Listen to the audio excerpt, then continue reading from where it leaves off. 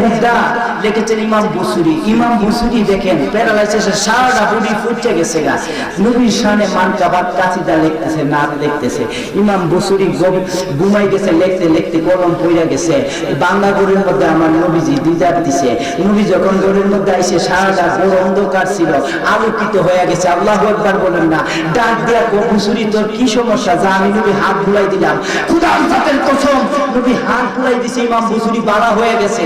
আমার নবী কি আর কি দরকার, যা নে, নূরের একটা চাদর আছে আমার কাছে, আমি নবী তোর চাদরটা দান করে গেলাম। নবী যেভাবে চাদরটা পরাই দিছে। আল্লাহু আকবার বলেন, আর জোরে কোন আল্লাহু আকবার। প্যারালাইসিস বাড়াই গেছে। তাহলে এই শান অনেকে গাইলে কইডা দোস না পাগলা কেমনে টান মারছে। আচ্ছা, তবে গানের মধ্যে প্রকার আছে, আল গিনাউ সুন্নাতুন, আল গিনাউ মুস্তাহাবুন, আল গিনাউ বেদাতুন, আল গিনাউ ফারজুন।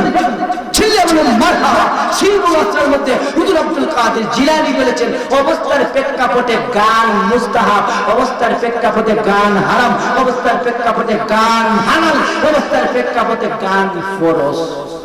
অসুবিধা নেই। এই জন্য কইছি প্রেমের দেও লাইগা সুজু জাহারন তোরা।